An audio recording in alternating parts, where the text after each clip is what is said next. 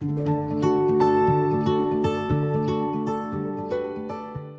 Graph के online portal में आप सभी का स्वागत है। आज हम डिस्कस करने जा रहे हैं स्ट्रेंथ ऑफ मटेरियल का topic, deformation under axial load.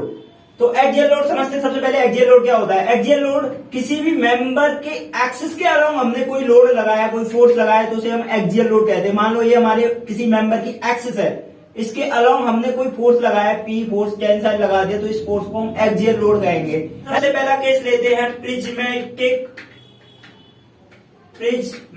बार के केस में। प्रिज्मेटिक बार क्या होती है, कोई भी मेंबर जिसका area through out the length constant रहता है। सपोज ये हमारा एक सिलेंड्रिकल सेक्शन है, इसका एरिया ए है, लेंथ एल है, यंग्स मॉड्यूलस ऑफ इलास्टिसिटी ई है। तो इसका जो एरिया ए है वो कांस्टेंट है थ्रू आउट पॉइंट ए से लेके पॉइंट बी तक। इसका एरिया कैपिटल ए कांस्टेंट है इस पॉइंट ए से लेके बी तक। और सपोज ये ऊपर से हमने फिक्स कर रखी और नीचे इस पर लोड लगाया हमने पी। लोड लगाने के बाद क्या है, ये जो बॉडी है इसमें थोड़ा सा डिफॉर्मेशन आ गया, यानी कि इसकी जो लेंथ है वो इंक्रीज हो गई by the amount delta, force P लगाने के बाद। अब हम देखते हैं कि इस फोर्स में जो इलोंगेशन है, जो डेल्टा है, वो कितना हुआ। तो अब हम इसमें यूज करते हैं यंग्स मॉड्यूलस इलास्टिसिटी, हमें पता है ई गिवन है, तो हम यूज करेंगे हुक्स लॉ। हुक्स लॉ क्या कहता है, stress is directly proportional to strain. और ये हुक्स लॉ किस रीजन में वैलिड होता है, हुक्स लॉ वैलिड होता है अगर हमारा ये स्ट्रेस स्ट्रेन कर्व है, मान लो, तो जो ये स्ट्रेस स्ट्रेन कर्व है, तो जितना लिमिट ऑफ प्रोपोर्शनलिटी होती है, जहां तक ये स्ट्रेट लाइन होती है, वहां तक ये हमारा हुक्स लॉ वैलिड होता है। यानी बहुत ही छोटी डिफॉर्मेशन के लिए, बहुत ही छोटे स्ट्रेन के लिए, इनफाइनाइटेसिमल स्ट्रेन के लिए हुक्स लॉ वैलिड होता है। अगर हम इस प्रोपोर्शनलिटी साइन को रिमूव करेंगे तो ई सिग्मा इक्वल टू आ जाएगा E into epsilon. E is nothing but Young's modulus of elasticity. अब हमें पता है ये इंजीनियरिंग स्ट्रेस और इंजीनियरिंग स्ट्रेन की बात चल रही है, तो इंजीनियरिंग स्ट्रेस कितना होगा, इंजीनियरिंग स्ट्रेस होगा applied force upon initial area P by A, and strain कितना होगा, स्ट्रेन होगा डिफॉर्मेशन अपॉन लेंथ। डिफॉर्मेशन कितना है, डेल्टा, लेंथ कितनी है L। तो अब इसमें इन दोनों वाली को पुट कर देंगे तो sigma equal to P by A और E equal to E and epsilon equal to delta by L। तो हाँ, यहां से हम डेल्टा कैलकुलेट कर देंगे PL upon EA। This is the expression for the deformation of a prismatic bar under N axial load. तो इस फॉर्मूले को याद रखेंगे। अब दूसरा केस लेते हैं स्टेप बार्स के लिए। अब क्या, ये हमारा बार है, सपोज कुछ सेक्शन तक तो इसका एरिया A1, लेंथ L1 और Young's modulus of elasticity E1 है, लेकिन कुछ सेक्शन के बाद इसका area A2, Young's modulus of elasticity E2 और लेंथ L2 हो गया। और इसमें हमने कोई फोर्स लगा दिए, यहाँ P लगा दिया, यहाँ Q लगा दिया। अब इस P और Q की वजह से इसमें जो कंबाइंड डिफॉर्मेशन है उसे कैलकुलेट करेंगे। सपोज डिफॉर्मेशन के बाद इसमें डेल्टा आ जाता है, सपोज कुछ भी इसमें इलोंगेशन आ गया है ना, हमें नहीं पता जो P है Q है इनका कंबाइंड इफेक्ट टेंसाइल आएगा या कंप्रेसिव आएगा, लेकिन रिप्रेजेंटेशन के लिए हम इसमें कंप्रेसिव दिखा दे रहे हैं। तो ये हमारा P और Q की वजह से इसमें जो डिफॉर्मेशन है वो डेल्टा मान लेते हैं दोनों सेक्शन का। अब इसका FBD बनाकर देखते हैं।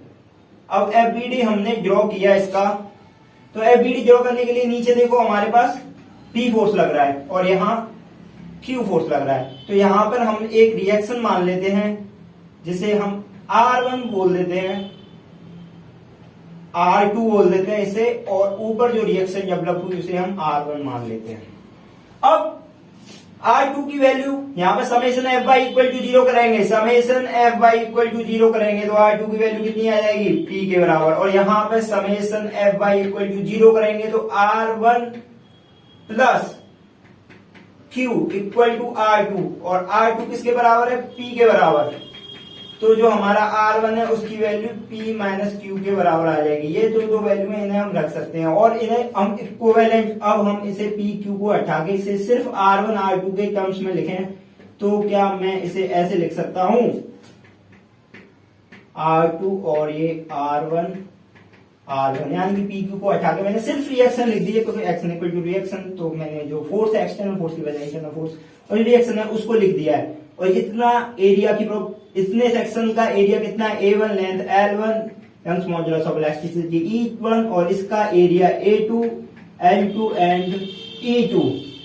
अब इसमें जो मान लो डिफॉर्मेशन हुआ वो डेल्टा 1 हुआ, इसमें जो डिफॉर्मेशन हुआ वो डेल्टा हुआ, तो जो डेल्टा 2 हुआ, तो जो डेल्टा है ओवरऑल डेल्टा है वो हो जाएगा डेल्टा 1 प्लस डेल्टा 2, यानी कि डेल्टा 1 किसके इक्वल है, P R1 L1 upon E1 A1 and delta 2 किसके इक्वल है, R2 L2 upon E2 A2।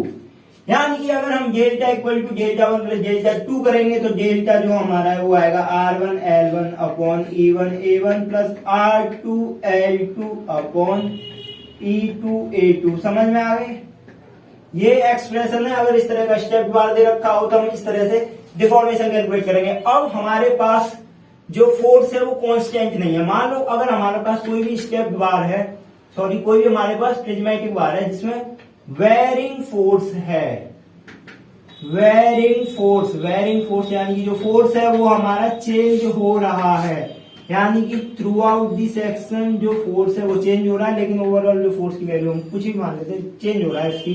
किसी भी सेक्शन पर अगर हम देखें जो बार है इसकी लेंथ LE, इसका यंग्स मॉड्यूलस ऑफ इलास्टिसिटी और एरिया इसका जो कांस्टेंट है थ्रू आउट प्रिज्मेटिक बार ही मान लेते हैं, तो इसका एरिया A मान लेते हैं। तो अब इसमें जो कोई भी सेक्शन लेते हैं इसे y डिस्टेंस पर dy थिकनेस का अगर हम कोई एलिमेंट लाएंगे, मान लो dy थिकनेस पर ये है dy थिकनेस का, तो इस पर कोई हमने फोर्स मान लिया Py लग रहा है, P is the function of y, suppose P is the function of y। Now जो फोर्स है वो कितना होगा, सॉरी नाउ अब जो इलोंगेशन इसमें जो सेक्शन में डेवलप हुआ वो कितना होगा, d डेल्टा इक्वल टू कितना होगा, Py फोर्स, L कितना है dy, एरिया प्रिज्मेटिक है तो एरिया तो कांस्टेंट ही रहेगा A अपॉन E, इसकी फिक्स ही है, सेम मटेरियल है तो E।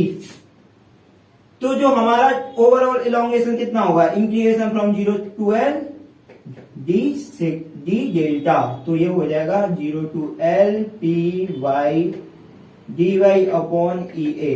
इस तरह के एक्सप्रेशन हम जनरेट करके वेरिंग फोर्स का अगर हमारे पास केस दे रखा हो तो हम डिफॉर्मेशन कैलकुलेट कर सकते हैं। अब हमारे पास एक चौथा केस लेते हैं जिसमें जो हमारा बार है उसका एरिया है वो कांस्टेंट नहीं है through out the body, through out the length area constant नहीं है। यहाँ पे चलो मान लो एरिया A1 मान लेते हैं, यहाँ पे एरिया A2 मान लेते हैं। चलो इसे एक हम सर्कुलर सेक्शन मान लेते हैं। ये एक फ्रस्टम शेप का सेक्शन है जिसका ऊपर एरिया A2 है, नीचे एरिया A1 है, ऊपर की तरफ डायमीटर D2 मान लेते हैं, नीचे का डायमीटर D1 मान लेते हैं। इसकी ओवरऑल लेंथ है इसे L मान लेते हैं और इसका Young's modulus of elasticity E मान लेते हैं। और सिमिलरली इसमें भी हम एक एलिमेंट लेंगे y डिस्टेंस पर dy थिकनेस का, ये जो हमारा एलिमेंट है y डिस्टेंस पे dy थिकनेस का, इसका एरिया हम AY मान लेते हैं। तो ये जो हमारा एलिमेंट है इसका एरिया AY है और इसका डायमीटर हम dy मान लेते हैं। तो AY कितना होगा, AY होगा पाई dy स्क्वायर बाई 4 और dy कितना होगा, dy होगा d1 plus d2 minus d1 into y by L। समझ में आया ये कैसे होगा, E1 is the diameter at the bottom of this section और d2 is the diameter at the top of the section. तो जो हमारा dy है वो कितना होगा, d1 प्लस जो डिस्टेंस अगर हम इसमें लीनियरली वेरी हो रहा है, अगर हमारा डायमीटर हमारा लीनियरली वेरी हो रहा है तो d2 minus d1 into y upon L। तो यानी कि y डिस्टेंस तक हमारा डायमीटर कितना चेंज होगा, d2 minus d1 into y by L। Delta निकालने के लिए क्या करना पड़ेगा, फोर्स P, इस पे हमने जो फोर्स लगाया है P इस पे फोर्स लग रहा है तो P इंटू dy जो इसकी लेंथ हो गई अपॉन A कितना है पाई dy square by 4 pi by 4 और इसका एक्सप्रेशन लिख देंगे हम d वाला।